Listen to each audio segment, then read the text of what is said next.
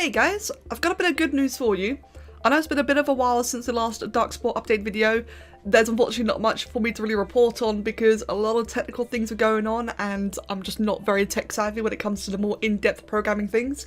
But what I can at least say is that the dev team has now been able to load in levels. Now that's a pretty big deal because from what I've gathered from what they've all described and explained is that Darkspore's coding is essentially just a big mess in the way it compiles things, and because so much of it is server side and well the server's kind of gone now, they're rebuilding it from scratch or from local files, so and so on.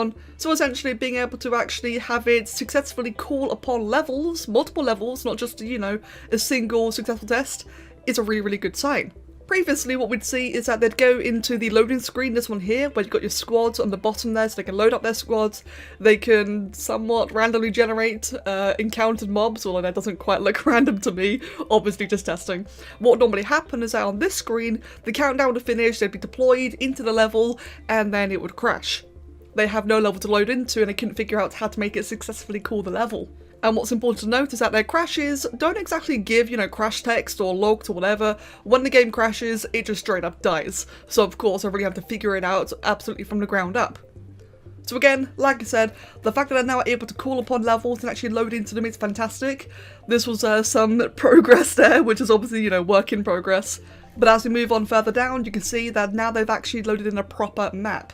Now, notice first of all, the health, the power bar, the catalyst system's already working, so that's really nice. That's actually a personal favourite of mine. But because I don't actually have an avatar to control, they can't interact with the environment, they can't load up any creatures or any NPCs, so they can't actually, you know, interact with the level or the environment, but they can at least load it in. And multiple ones are that. And if you don't want to take my word for it, as you can see, these people in the chat who are, again, much more tech savvy, they can definitely determine, you know, just how good and exciting this is. They're all excited. Moving on, we've got another one here of, you know, another map being successfully loaded. And moving on down, you know, just lots of happy people. So the game is not playable. We're not quite at that stage yet, but like I said, it has been a while since the previous update. I think it was in February. I launched that last video. So I did want to let you guys know at the very least. You know, the project is still going, the devs are still hard at work. If you want to support them, or if you want to help them, the GitHub and the Discord will be down in the video description below.